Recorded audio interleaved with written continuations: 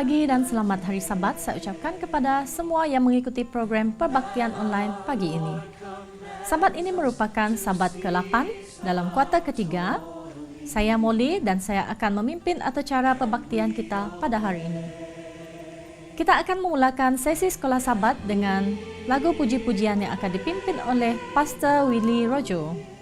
Setelah itu, kita akan mendengar berita mission yang akan disampaikan oleh Saudari Marvalina. Seterusnya, cerita kanak-kanak pada minggu ini akan disampaikan oleh pengarah Jabatan Kanak-kanak iaitu Puan Yvonne Jabeng. Dan sekolah Sabat kita akan dipimpin oleh Pastor Dishe. Lagu pembuka kita ialah Hai Sekalian Orang.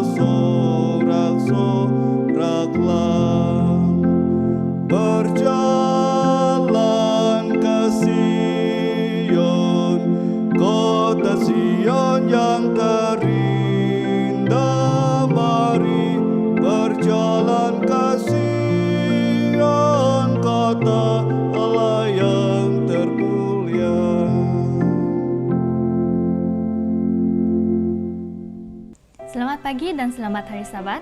Pada pagi ini saya akan membacakan berita mission yang bertajuk Berpuasa untuk Sebuah Keluarga. Cerita ini telah ditulis oleh seorang pemuda yang bernama Tranquil Fasinaduno yang berumur 34 tahun. Pintu pagar pun terbuka dan saya terus masuk ke halaman rumah. Pasangan suami isteri sedang bercakap-cakap di depan anjung rumah mereka dan 2 orang anak lelaki mereka sedang bermain-main tidak jauh dari anjung rumah itu.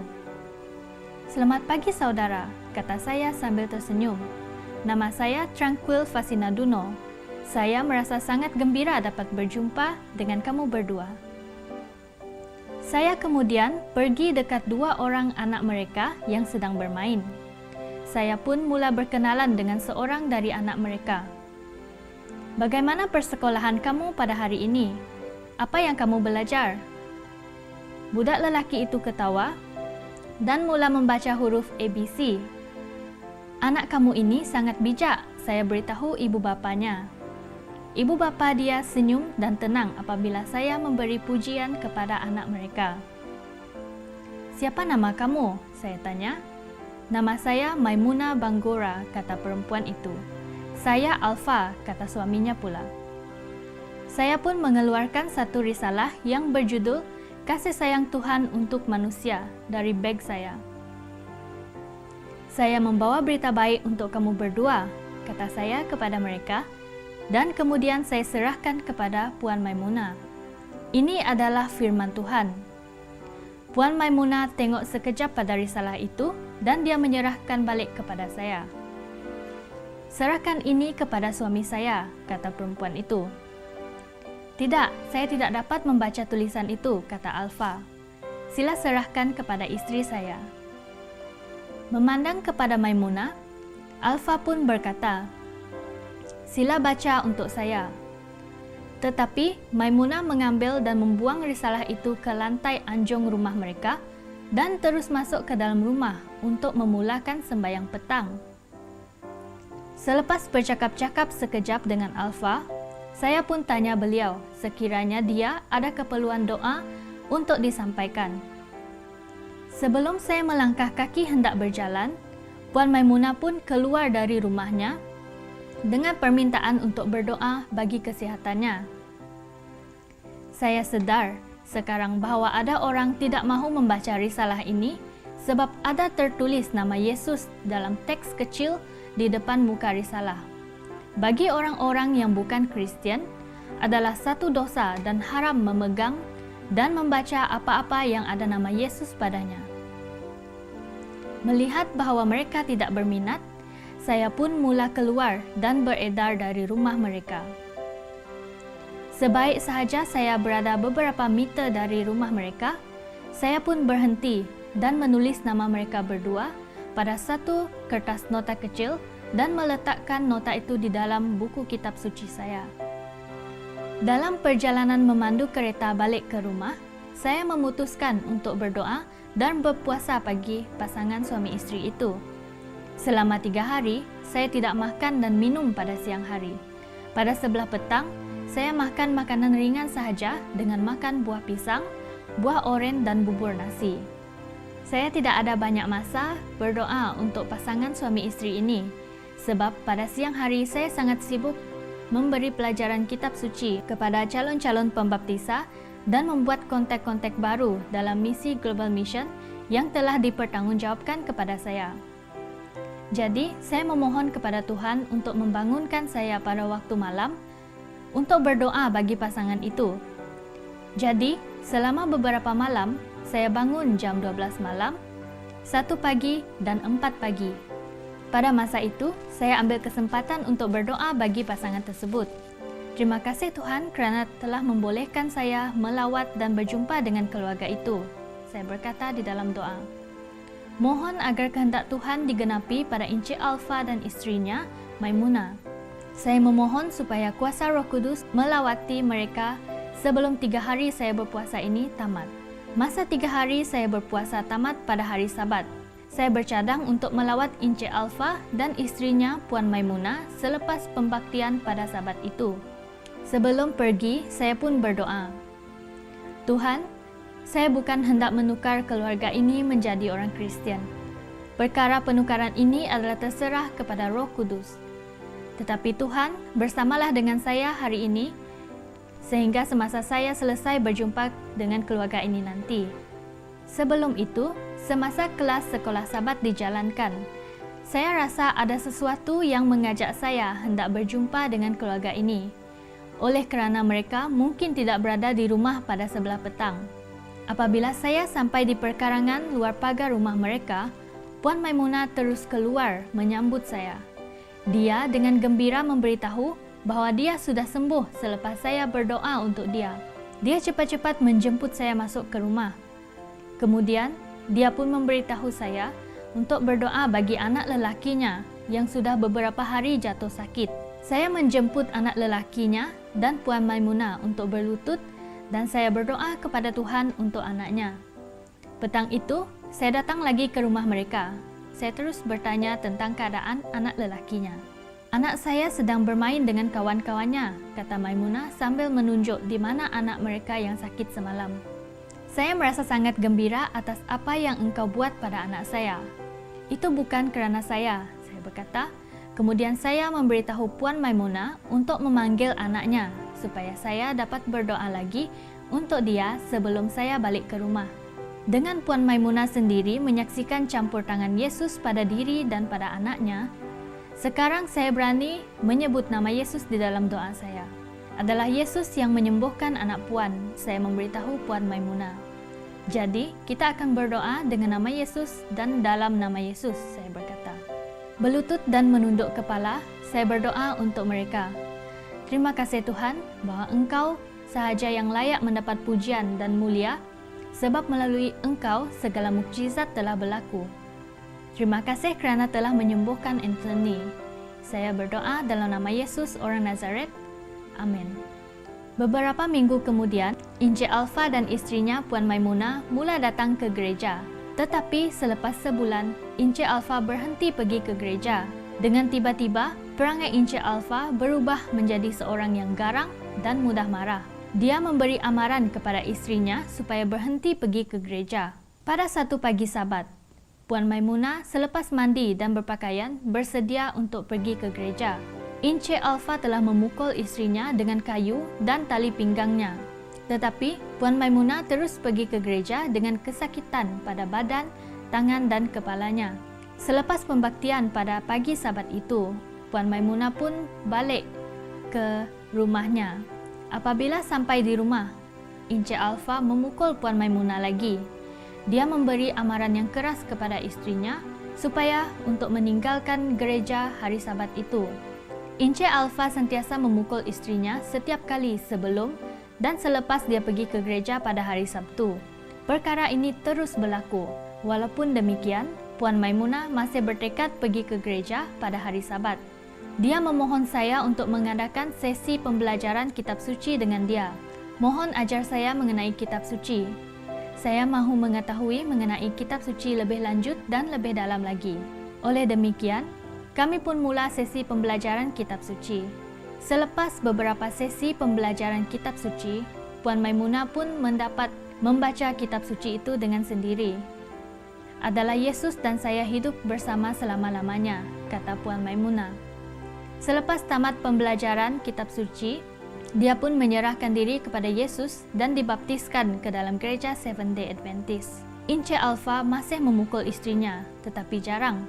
Puan Maimunah telah mendapat kekuatan daripada penganiayaan dan kesiksaannya pada Matius 10 ayat 37, di mana Yesus berfirman, "Barang siapa mengasihi bapa atau ibunya lebih daripada aku, ia tidak layak bagiku. Dan barang siapa mengasihi anaknya, laki-laki atau perempuan, lebih daripadaku, ia tidak layak bagiku." Saya pun memberitahu Puan Maimunah bersama dengan saya untuk berpuasa dan berdoa kepada Tuhan untuk suaminya Encik Alfa. Tetapi saya merasa sangat gembira kerana Puan Maimunah telah menunjukkan sikap seorang Kristian kepada suaminya. Kegembiraan yang sebenar ialah menunjukkan kepada orang lain, terutama Encik Alfa, kebenaran dan orang itu akan menerimanya. Sebahagian daripada dana peruntukan persembahan Sabat ke-13 suku ketiga tahun 2020 akan disalurkan ke misen negara Guinea.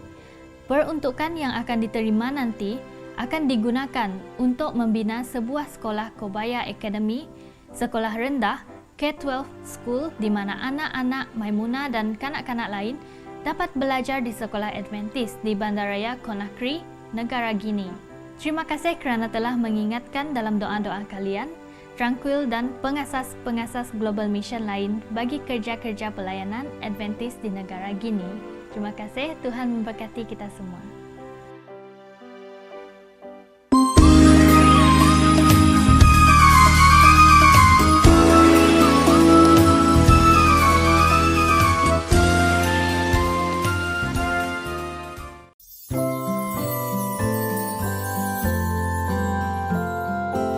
Selamat pagi dan selamat hari Sabat kanak-kanak. Apa khabar? Aunty harap yang kamu semua berada dalam keadaan yang sihat. Tajuk pelajaran kita pagi ini ialah Nama Baru dan Sahabat Baru. Barnabas akan bersama kita pagi ini untuk menceritakan bagaimana umat Kristian tersebar dari Yerusalem. Mari kita bermula. Nama saya Barnabas. Saya merupakan seorang yang percaya kepada Kristus dan dikenali sebagai umat Kristian. Telah banyak perkara yang berlaku sejak Yesus kembali ke syurga dan juga kedatangan Roh Kudus pada hari Pentakosta. Setiap hari ada sahaja orang yang baru akan menerima kabar baik tentang Yesus. Tetapi ramai umat percaya yang baru mulai beredar dari Yerusalem kerana merasakan diri mereka tidak selamat untuk tinggal di sana. Kamu mungkin pernah mendengar seorang yang bernama Saulus dan beberapa orang pemimpin Yahudi yang lain telah menyiksa umat percaya. Mereka dikurung dalam penjara, memukul mereka dan kadang-kala membunuh mereka. Sewaktu umat percaya beredar, hati mereka dipenuhi perasaan gembira yang datang daripada Yesus, dan mereka tidak dapat berhenti daripada memberitahu orang lain mengenalinya. Berita tentang kehidupan dan kematian dan kebangkitan Yesus mulai tersebar ke merata tempat. Ini sudah pasti sesuatu yang dibenci oleh penyiksa-penyiksa kami. Mereka tidak mahu kami menyebar kabar baik tentang Yesus kepada orang lain. Beberapa orang umat percaya yang baru telah berpindah ke Antioch, terdapat komuniti Yahudi yang besar di sini dan ramai orang bukan Yahudi yang turut sama tinggal dengan mereka. Antioch merupakan kota yang sangat penting, ya sangat indah, tapi juga dipenuhi kejahatan yang diserahkan kepada allah-allah berhala bangsa Yunani. Sehingga sekarang kebanyakan umat percaya adalah orang-orang Yahudi, dan mereka hanya berkongsikan kabar baik tentang Yesus dengan rakan-rakan serta jiran-jiran Yahudi yang lain saja. Apabila umat percaya berpindah ke Antioch, mereka mulai memberitahu jiran-jiran baru mereka mengenai Injil yang indah itu. Mereka memberitahu semua orang Yahudi dan bukan Yahudi. Ini merupakan sesuatu yang berbeza. Tuhan telah memberkati mereka dan ramai orang bukan Yahudi telah menyertai umat percaya. Berita mengenai saudara yang baru ini telah didengari oleh rasul-rasul serta umat percaya lain yang berada di Yerusalem. Beberapa orang pemimpin gereja mulai berasa bimbang. Mereka tidak dapat pasti bahawa Tuhan menginginkan berita baik itu disampaikan kepada mereka, kepada semua orang. Terlebih lagi bangsa Yahudi merupakan umat pilihan Tuhan. Oleh itu, mereka telah menghantar saya ke Antioch untuk mengetahui apa sebenarnya yang berlaku. Sehingga sekarang kebanyakan umat percaya terdiri daripada orang-orang Yahudi, dan mereka mengkongsikan berita baik itu dengan jiran-jiran mereka. Sewaktu saya sampai, saya melihat umat percaya tersebut telah diberkati Tuhan. Mereka benar-benar memahami kasih sayang, kasih karunia Tuhan. Saya rasa sangat gembira. Saya menggalakkan umat percaya untuk mendekatkan diri kepada Tuhan dan menikmati kasih-Nya, dan juga terus memberitahu orang lain mengenai Yesus. Akibatnya, ramai orang lagi Yahudi dan bukan Yahudi telah menerima Yesus sebagai Tuhan mereka. Saya sedar bahawa saya telah memerlukan bantuan segera. Saya teringat Saulus dan bagaimana mereka telah berubah setelah bertemu dengan Yesus dalam perjalanan ke Damaskus. Dia juga telah diberikan nama baru. Sekarang dia dipanggil Paulus. Saya mencarinya.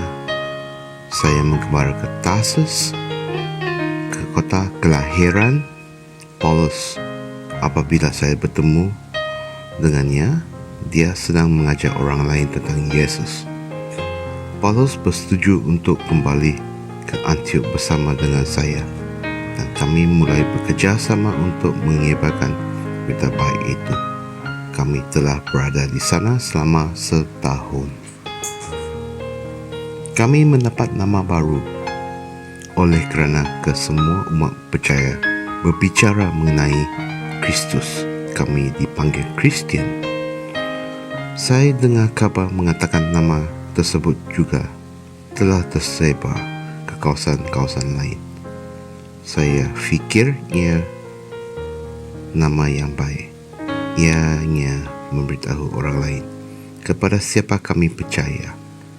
Saya gembira kerana Paulus sudah menjadi sahabat baik saya, dan saya gembira kerana kami sedang mengajar orang bukan Yahudi tentang kabar baik mengenai Yesus. Bagaimana dengan kamu? Adakah kamu memberitahu orang lain mengenainya? Paulus dan Barnabas menyadari bahwa kasih karunia Tuhan tersedia untuk semua orang, dan itulah yang diperkatakan oleh mesej kita. Sebutkan bersama-sama saya. Kasih karunia Tuhan merangkumi semua orang. Ayat hafalan hari ini ialah Allah tidak membezakan orang. Setiap orang dari bangsa manapun yang takut akan Dia dan yang mengamalkan kebenaran berkenan kepadanya. Kisah 10 ayat 34 dan 35. Tuhan mahukan semua orang untuk menikmati kasih karunia-Nya. Sama seperti Saulus yang menjadi Paulus, kita adalah cabang kasih karunia Tuhan apabila kita menunjukkan kasih-Nya kepada orang lain di sekeliling kita. Mari kita akan jumpa di sini pada waktu yang sama, Sabat depan. Sehingga kita jumpa lagi. Semoga Tuhan memberkati. Bye-bye. The B-I-B-L-E, yes, that's the book for me. I stand alone on the Word of God. The B-I-B-L-E, the B-I-B-L-E, yes, that's the book for me. I stand alone on the Word of God. The B-I-B-L-E, I stand alone on the Word of God. The B-I-B-L-E, Bible. Shalom, selamat Sabat kepada semua yang menonton dari manapun Anda berada. Sabat ini kita akan mempelajari pelajaran yang ke-8 dalam kuarter yang ketiga, yaitu melayani seperti Yesus. Sebelum kita memulakan, mari kita berdoa dahulu. Allah Bapa kami yang di surga, biarlah Tuhan yang memimpin kami dalam pelajaran ini, agar kami dapat mengerti dan juga melihat ke dalam setiap pelajaran ini yang menunjukkan pelayanan-pelayanan Yesus dahulu, dan agar kami dapat menerapkan juga dalam kehidupan kami pada saat ini. Terima kasih Tuhan, kami serahkan semua ini dalam nama Yesus yang menjadi juru selamat kami. Amin. Ayat kunci kita pada Sabat ini adalah terdapat di dalam buku Matius 9 ayat 26. Dia mengatakan di sini, maka tersiarlah kabar tentang hal itu ke seluruh daerah itu. Nah, menurut perkataan ini ataupun ayat ini, kita mengetahui bahwa Pekerjaan Tuhan Yesus itu, pelayanan-pelayanannya pada waktu dahulu itu terkenal, tersebar dengan luas. Dan oleh karena segala perbuatan yang dia lakukan adalah sesuai dengan firman-Nya. Kata-kata Yesus memberi impak kepada kehidupan yang disentuhnya, karena hidupnya yang tidak mementingkan diri selaras dengan firman-Nya. Apa yang memberi pengaruh yang lebih besar terhadap orang-orang yang di sekelilingnya adalah karena Yesus bertindak sesuai dengan apa yang diajarkannya kepada mereka. Jadi pada pelajaran minggu ini menekankan kepentingan berkorban diri yang benar-benar berorientasikan untuk orang lain dan memberi kesan abadi dalam kehidupan mereka. Kita akan mempelajari kasih yang mengalir dari hati Yesus sebagai alat kesaksiannya yang paling berkesan. Dan maka itu juga kita akan meneroka bagaimana gereja kita dapat memperlihatkan teladan kasih Kristus dalam komuniti kita. Karena gereja kita adalah tubuh Kristus. Melayani dalam nama Yesus, menyatakan kasih-Nya, dan memenuhi keperluan di mana-mana. Di dalam buku Matius 9 ayat 36, dia mengatakan, ayat hafalan kita, melihat orang banyak itu, tergeraklah hati Yesus oleh belas kasihan kepada mereka, karena mereka lelah dan telantar seperti domba yang tidak bergembala. Di dalam ayat ini kita sudah melihat apakah sikap Yesus terhadap orang, bagaimana Yesus melayani, dan apakah yang penting di dalam pelayanan Yesus pada zaman itu. Itu yang akan kita perlihatkan dan juga akan kita aplikasikan dalam kehidupan kita, di mana kita harus melayani seperti Yesus, supaya kita boleh menjadi terang, ataupun pelayanan kita itu tersebar ke seluruh daerah dimanapun kita berada. Kristus memanggil kita kepada penglihatan dengan dunia, bukan berpisahan daripada dunia. Oke, kalau kita melihat di sini dikatakan kita tidak dipanggil untuk mengasingkan diri, tetapi kita dipanggil untuk menerangi kegelapan dengan cahaya kasih Kristus. Cahaya mengatasi kegelapan. Kegelapan tidak mengatasi cahaya. Di mana ada cahaya, di situ tidak ada kegelapan. Rasul Paulus menyatakan dengan indah sekali dalam buku 2 Korintus 4 ayat 6. Dia mengatakan, Dia juga yang membuat terangnya bercahaya dalam hati kita, supaya kita beroleh terang dari pengetahuan tentang kemuliaan Tuhan yang nampak pada wajah Kristus. Adakah Anda memahami kepentingan ajaran Paulus? Cahaya kasih Tuhan menyinari menerusi kehidupan kita kepada mereka yang berada dalam kegelapan, sehingga kita dapat mengungkapkan kebenaran tentang Tuhan, pengetahuan tentang sifat yang pengasih ke dunia yang di dalam kegelapan. Alkitab juga menggunakan ilustrasi garam untuk menggambarkan peranan saksi Kristen di dalam dunia kita. Garam tidak akan memberi sebarang rasa kepada makanan jika ia kekal di dalam botol garam. Hanya setelah garam dicampurkan dengan makanan, dapat ia memberi rasa dan juga dapat mengawet makanan itu. Orang-orang Kristen yang tinggal bersama dengan perbatasan-perbatasan selesa gereja mereka dan tidak mempunyai banyak hubungan dengan dunia luar akan mempunyai sedikit peluang untuk memberikan impak bagi Kristus. Gerakan monastik pada abad pertengahan menganggap dunia ini jahat. Sami-sami percaya bahwa jalan kepada kekudusan adalah meninggalkan perkara-perkara di dunia ini. Sebagian daripada mereka berusaha dengan amat keras untuk mengelakkan hubungan dengan dunia. Ada satu ilustrasi, yaitu seorang lelaki bernama Simon Stylites yang tinggal di atas serangkaian tiang selama 37 tahun di sebuah kota kecil di luar Aleppo, Syria. Sebagai seorang rahib pertapa, dia menghabiskan hari-harinya dengan bertafakur, berdoa, dan merenungkan tentang hal-hal ilahi.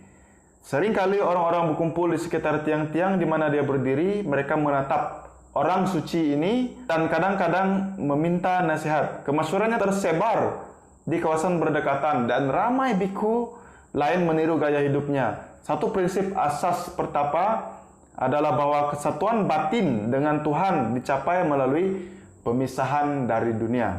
Kitab suci sememangnya memanggil kita masing-masing untuk berdoa, merenungkan firman Tuhan. dan memisahkan diri daripada kejahatan.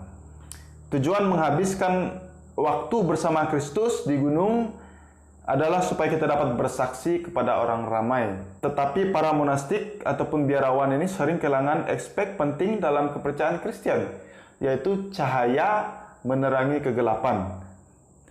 Garam menyerap dan memberi perisa kepada makanan, dan orang Kristen adalah cahaya dunia dan garam dunia.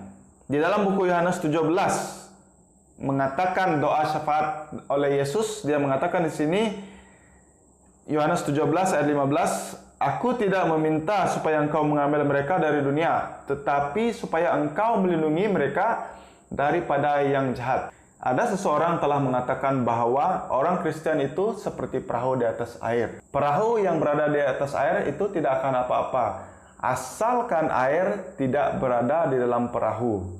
Nah, orang-orang Kristen yang berada di dunia untuk mempengaruhinya bagi Kristus. Namun apabila dunia berada di dalam Kristen, mengambil waktu, perhatian, dan tenaga mereka, tentu ada sesuatu yang salah. Inilah yang perlu kita perlihatkan. Perahu boleh berada di atas air, tetapi janganlah air itu berada di dalam perahu. Seperti kita berada dalam dunia, tetapi janganlah membiarkan dunia itu menjadi diri kita. Berbalik kita melihat ke dalam kehidupan Yesus. Yesus terjun ke dalam dunia yang penuh dosa. Dia mengatakan di sini, dunia yang memberontak untuk mengungkapkan kasih Tuhan dan menebus umat manusia. Dia memandang setiap orang dengan mata belas kasihan ilahi. Kepada seorang pegawai tentara Rom, Yesus berkata, "Sesungguhnya iman sebesar ini tidak pernah kujumpai pada seorang pun di antara orang Israel," dalam Matius 8 ayat 10. Sangat mengejutkan apabila dia memberikan dorongan kepada seorang ahli Taurat Yahudi dengan mengatakan, "Engkau tidak jauh dari kerajaan Allah, kerajaan Tuhan," dalam Markus 12 ayat 34. Okay. Ahli-ahli Taurat menghabiskan kehidupan mereka menyelidiki Taurat. Walaupun para murid mungkin ingin berdebat dengan ahli Taurat ini, Yesus mempercayai yang terbaik tentang dia. Yesus melihat setiap orang sebagai calon kerajaan Tuhan. Menurut nubuatan Yeremia, dia mengatakan di sini, Yesus apabila melihat buluh tidak akan diputuskannya, dan sumbu yang pudar nyalanya tidak akan dipadamkannya. Dalam arti kata lain, Yesus dengan penuh lemah lembut menyembuhkan orang-orang yang terluka. Perhatikan ayat di sini, menyembuhkan orang-orang yang terluka. Kita lihat ada beberapa contoh orang-orang yang terluka ataupun yang ada keperluan dalam kehidupan mereka. Yang pertama, dia tidak mengutuk mereka. Coba pikirkan kata-kata kecaman kasar yang mungkin Yesus boleh berikan kepada wanita yang ditangkap melakukan perzinahan atau wanita Samaria di tepi perigi. Yang kedua, coba pikirkan teguran yang dia mungkin boleh berikan kepada Simon Petrus setelah penyangkalannya atau kritikan keras yang dia boleh katakan kepada pencuri di atas kayu salib. Namun dikatakan di sini, Yesus tidak melakukan semua ini. Kata-katanya adalah kata-kata pengharapan. Kata-katanya adalah kata-kata penuh rahmat, belas kasihan, dan pengampunan.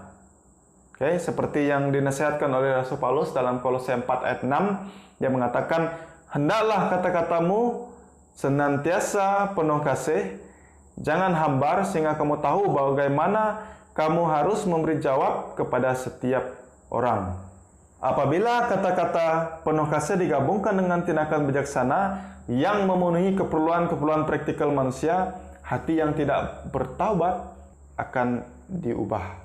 Kaedah penginjilan Yesus adalah mengenal keperluan dan memenuhi keperluan tersebut. 3 kaedah pelayanannya yang mudah, yaitu berkhotbah, mengajar, dan menyembuhkan.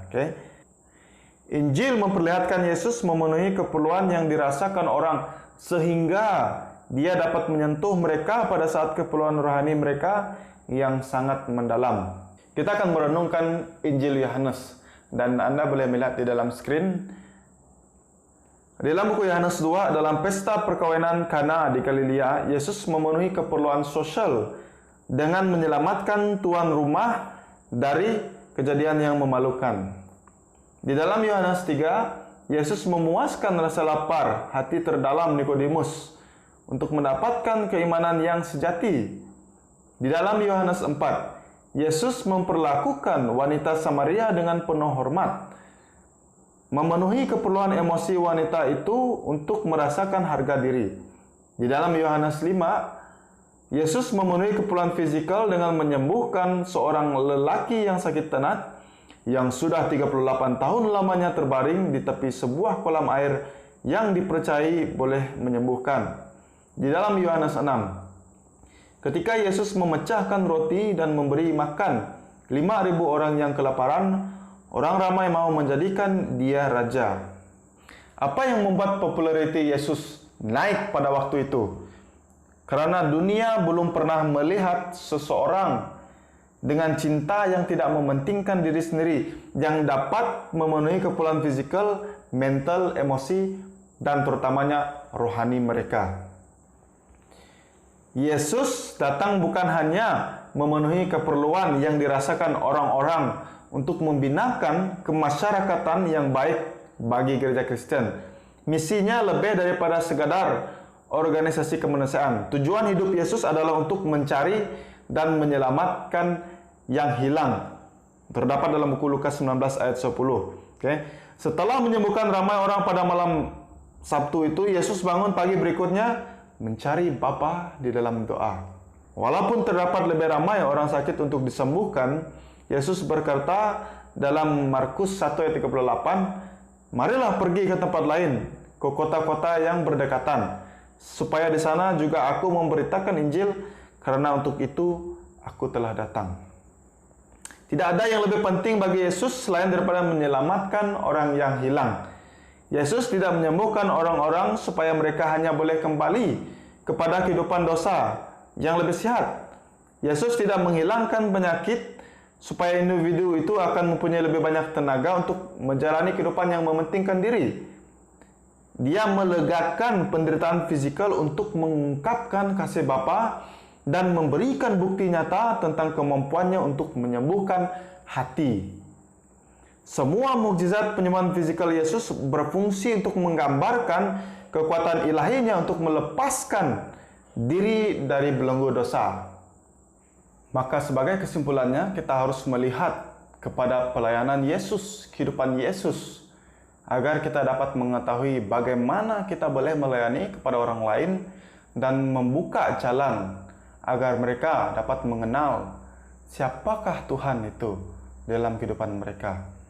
Dan sebagai pengakhirannya, kita akan melihat di dalam buku The Ministry of Healing, muka surat 145, dia mengatakan di sini, ramai orang tidak mempunyai iman dalam Tuhan dan telah kehilangan keyakinan mereka terhadap manusia. Namun mereka menghargai perbuatan simpati dan memberi pertolongan. Apabila mereka melihat seseorang yang tidak mengharapkan pujian duniawi atau balasan datang ke rumah mereka, merawat yang sakit, memberi makan kepada yang lapar, memakai pakaian kepada yang telanjang, menghibur yang berduka, dan dengan lembut menunjukkan mereka kepadanya, yang mengasihi dan berbelas kasihan kepada pengerja manusia yang juga penyabar. Ketika mereka melihat hal ini, hati mereka disentuh. Rasa bersyukur muncul, iman dinyalakan. Mereka melihat bahwa Tuhan memelihara mereka dan mereka bersedia untuk mendengar ketika firman-Nya dibukakan.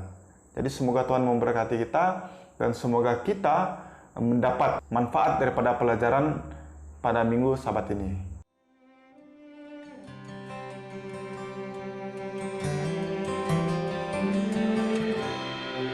Remember the Sabbath to keep it holy.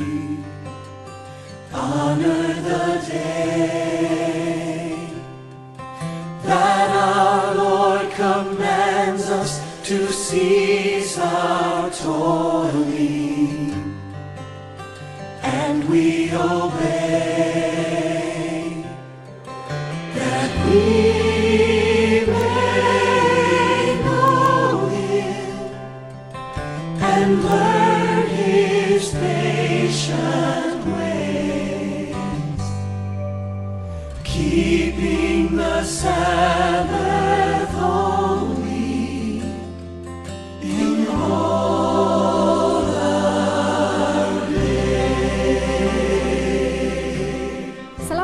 dan selamat bertemu lagi dalam sesi perbaktian kedua. Bacaan persembahan dan persepuluhan pada pagi ini akan dibacakan oleh Saudari Felicia. Khotbah pada hari ini akan disampaikan oleh Pastor Sabat Dusit. Sekarang kita akan mengumpul persembahan dan perpuluhan. Mari kita berdoa. Tuhan, Allah Bapa kami yang di syurga, terima kasih atas rezeki yang telah Tuhan curahkan kepada kami dan kami telah mengembalikan perpuluhan dan persembahan kami. Berkatilah persembahan dan perpuluhan supaya mendapat berkat untuk menjalankan pekerjaan Tuhan di dunia ini. Terima kasih Tuhan, semua ini kami serahkan dalam nama Yesus. Amin. Shalom dan selamat hari Sabat kepada semua saudara di mana anda berada pada saat ini. Terlebih dulu saya memperkenalkan diri saya Pastor Sabat Dusit. Puji dan syukur bagi Allah yang Maha Kuasa. Biarlah Tuhan terus memberkati kita sepanjang kebaktian online pada pagi ini. Saudara dan saudari, pada September 2019 yang lalu, saya dan Pastor Leonard diberikan kesempatan bersama dengan Pastor Gilbert Tan untuk melayani di Hospital Umum Sarawak. Dia seorang pendeta yang sangat saya kagumi, sangat saya hormati, dan dia merupakan seorang yang sangat senang untuk didekati. Satu pengalaman yang menarik dan luar biasa sekali. Satu pelayanan yang sangat menyentuh hati, jiwa dan perasaan saya. Sehingga jauh menusuk ke dalam relung sanubari saya. Kenapa? Saya melihat jiwa-jiwa yang ada di situ memerlukan sesuatu dalam kehidupan mereka. Mereka memerlukan perhatian. Mereka memerlukan kasih sayang. Mereka memerlukan kesembuhan. Suatu hari, saya pergi ke ward tingkat 7. Melihat saya dari jauh, wanita yang berumur sekitar 50 tahun tersenyum gembira menyambut kedatangan saya di ward sakitnya. Sudah hampir 3 minggu dia berada di ward tersebut. Kami berbual seketika sebelum bergerak ke ward yang lain. Kebiasaannya kami berdoa bersama. Kemudian dia mengatakan kepada saya, Pastor, pagi tadi doktor memaklumkan kepada saya bahawa esok tengah hari saya akan keluar dengan wajah yang begitu ceria dan begitu gembira sekali. Dia mengatakan kepada saya. Selanjutnya dia mengatakan, Yesus mengasihi saya. Kasihnya sangat luar biasa. Saya dapat merasakan kehadiran Yesus di dalam kehidupan saya sepanjang saya berada di sini. Saudara, itulah yang Yesus berikan kepada kita, kasih-Nya dan simpatinya yang tiada batasnya. Sepanjang pelayanan kami di hospital, saya rasakan ada penyertaan Tuhan. Ada kasih Tuhan yang berlimpah dan yang sangat luar biasa sekali. Saudara-saudari, judul firman Tuhan hari ini adalah kasih-Nya yang luar biasa. Mari kita berdoa. Bapa kami surgawi, Tuhan yang sungguh baik. Pada saat ini kami sudah bersedia untuk mendengar firman Tuhan. Urapi kami dengan kuasa Roh Kudus-Mu ya Bapa. Terima kasih Tuhan di atas kebaikan-Mu. Dalam nama Yesus kami berdoa. Amin. Berbicara tentang kasih, ada banyak persoalan yang perlu kita fikirkan. Apakah yang anda fikirkan tentang kasih?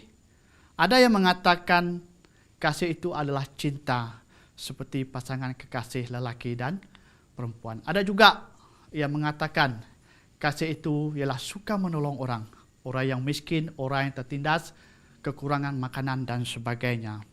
Dan ada juga yang mengatakan kasih itu ialah bersimpati. Dan ada juga yang mengatakan kasih itu adalah menghiburkan orang yang berduka. Contohnya orang yang dalam kematian, ditimpa penyakit, kegagalan dalam hidup, keruntuhan rumah tangga dan sebagainya. Apakah sebenarnya kasih itu? Mari kita buka dalam Alkitab. 1 Korintus 13 ayat 4 sehingga 7. Firman Tuhan mengatakan, kasih itu sabar, kasih itu murah hati, tidak cemburu, Ia tidak memegahkan diri dan tidak sombong. Ia tidak melakukan yang tidak sopan dan tidak mencari keuntungan sendiri. Ia tidak pemarah dan tidak menyimpan kesalahan orang lain. Ia tidak bersukacita karena ketidakadilan, tetapi karena kebenaran. Ia menutupi segala sesuatu, percaya segala sesuatu, mengharapkan segala sesuatu, sabar menanggung segala sesuatu. Saudara-saudari, bagaimana Tuhan menyatakan kasih-Nya kepada kita? Mari kita lihat Allah di dalam perjanjian lama terlebih dahulu. Seringkali dikatakan bahwa kasih Allah itu dinyatakan dengan jelas di dalam perjanjian baru. Sementara Allah di dalam perjanjian lama adalah dikatakan Allah yang keadilan dan kemurkaan. Betulkah begitu, saudara?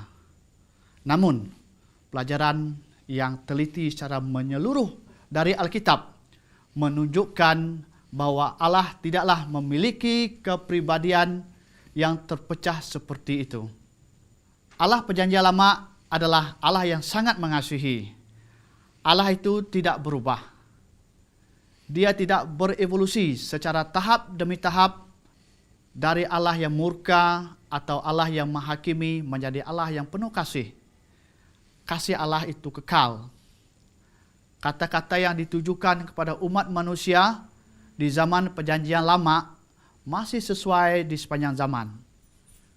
Yeremia 31 mengatakan, Aku mengasihi engkau dengan kasih yang kekal. Bagaimana Allah menyatakan kasih-Nya?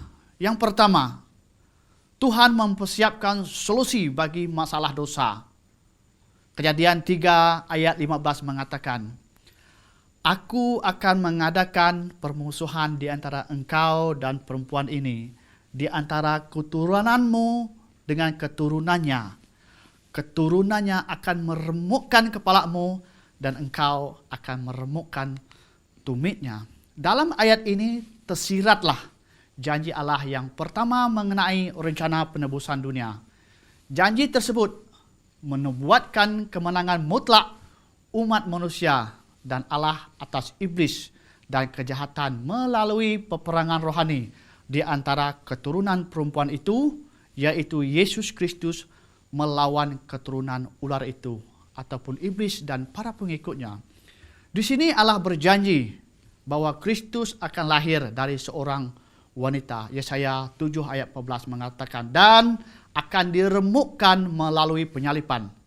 Sekalipun demikian, dia akan bangkit di antara orang mati untuk membinasakan iblis, dosa dan kematian secara sempurna demi keselamatan umat manusia. Pena Inspirasi mengatakan, Anak Allah, pemerintah surga yang mulia itu terjamah oleh rasa belas kasihan terhadap umat yang telah jatuh ke dalam dosa. Hatinya tergerak oleh belas kasihan yang tidak terbatas. Bila mana kutuk terhadap dunia yang hilang itu naik ke hadapannya, tetapi kasih ilahi telah menyediakan satu rencana di mana manusia dapat ditebus. Alfa dan Omega jilid 1 muka surat 62. Yang kedua, bagaimana Allah menunjukkan kasih-Nya? Tuhan memberikan hari Sabat kepada kita. Keluaran 31 ayat 12 sehingga 17. Pertanyaan kepada kita, kenapa Allah menunjukkan kasih-Nya dengan memberikan hari Sabat kepada kita? Apa yang spesialnya hari Sabat itu? Hari Sabat adalah satu tanda peringatan di antara Allah dan umatnya. Yezekiel 20 ayat 12. Hari Sabat adalah satu tanda kedaulatan Allah. Dia adalah pencipta dan penebus. Pemeliharaan hari Sabatnya yang suci adalah sentiasa suatu tanda kesetiaan kepadanya sebagai Tuhan dan Juru Selamat. Hari Sabat adalah tanda dari seluruh kegiatan Allah, kuasa kreatifnya dalam semesta alam dan kuasanya mencipta kembali dalam hati. 2 Timotius 2 ayat 19. Yang ketiga, bagaimana Allah menunjukkan kasih-Nya, yaitu Allah mengkaruniakan putranya, yaitu Yesus Kristus.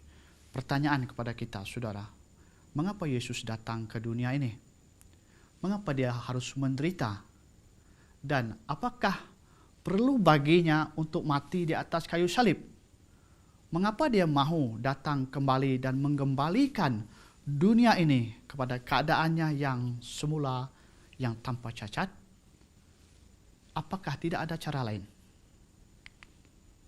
Yohanes 3 ayat 16 mengatakan, karena begitu besar kasih Allah akan dunia ini, sehingga ia mengkurniakan anaknya yang tunggal, supaya setiap orang yang percaya kepadanya tidak binasa, melainkan beroleh hidup yang kekal. Ayat ini, saudara, mengungkapkan isi hati dan tujuan Allah.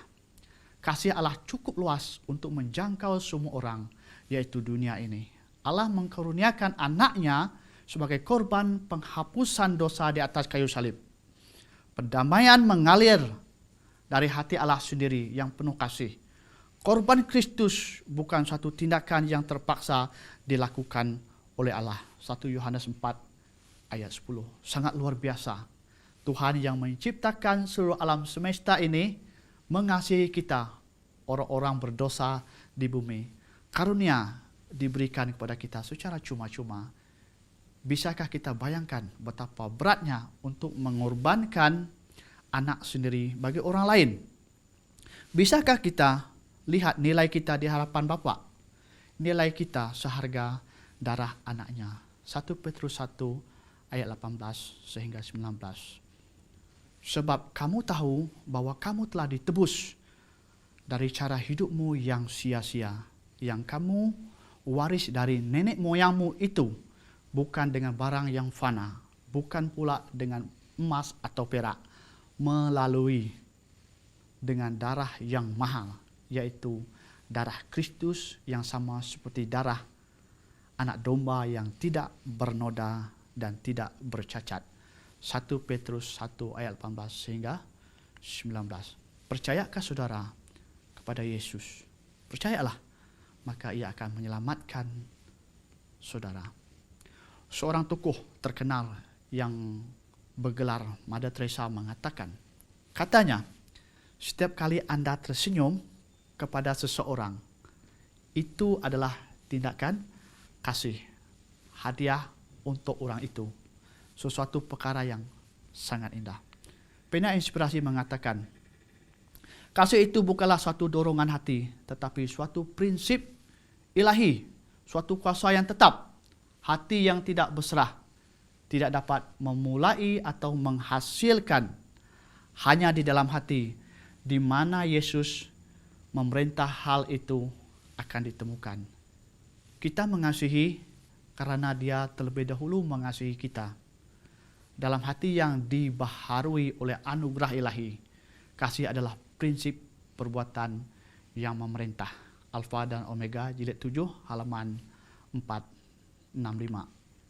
Walaupun banyak tokoh di dunia ini yang mengasihi, tetapi di dalam Alkitab, tokoh yang terulung, yang terhebat, luar biasa adalah Yesus Kristus.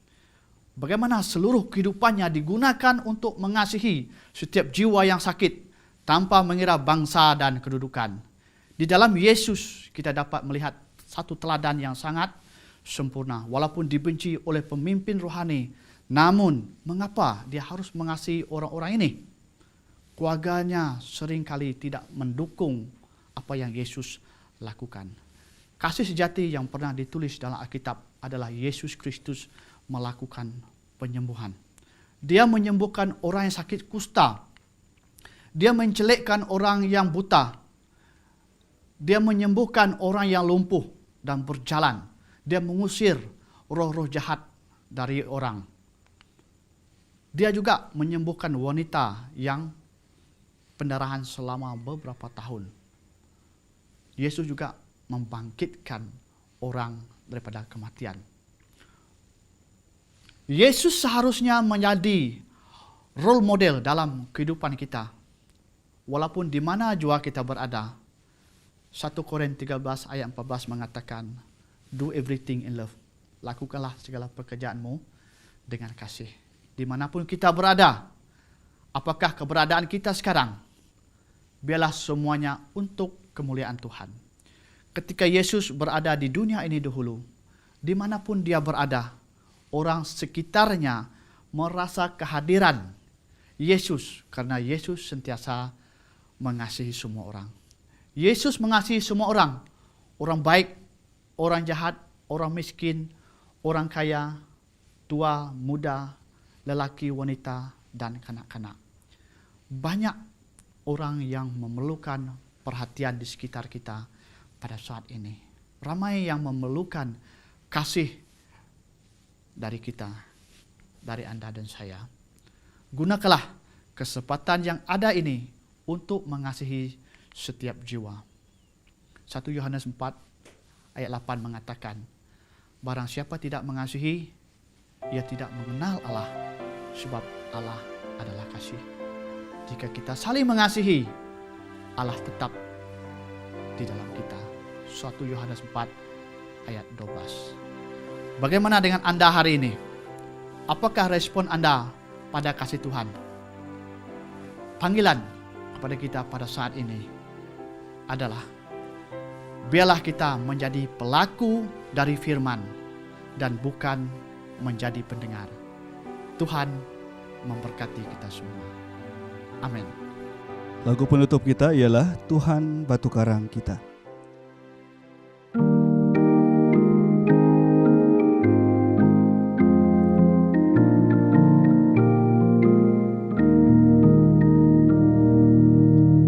Tuhan batu karang kita, pelindung dalam bahaya. Meski apapun menimpa, pelindung dalam bahaya.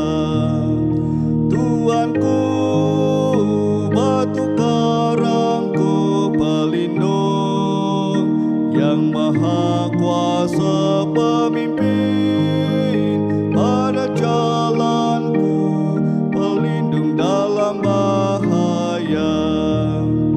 Siang malam Tuhan jaga, pelindung dalam bahaya. Ketakutanku hilanglah, pelindung dalam bahaya. Tuanku, batu karangku, pelindung yang maha kuasa, pemimpin pada jalanku, pelindung dalam bahaya. Tuhan serta dalam taufan, pelindung dalam bahaya. Ialah selalu meluputkan, pelindung dalam bahaya. Tuanku, batu karangku, pelindung yang maha kuasa, pemimpin pada jalanku, pelindung dalam bahaya.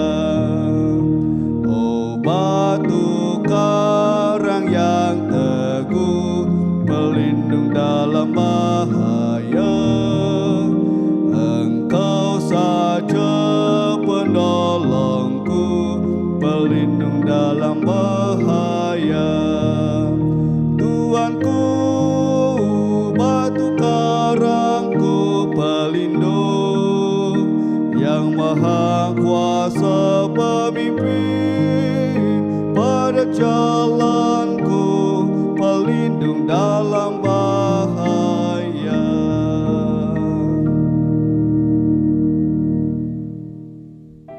Mari kita berdoa. Maha besar Bapa kami yang bertakhta dalam kerajaan surga, puji syukur Tuhan pencipta segala sesuatu.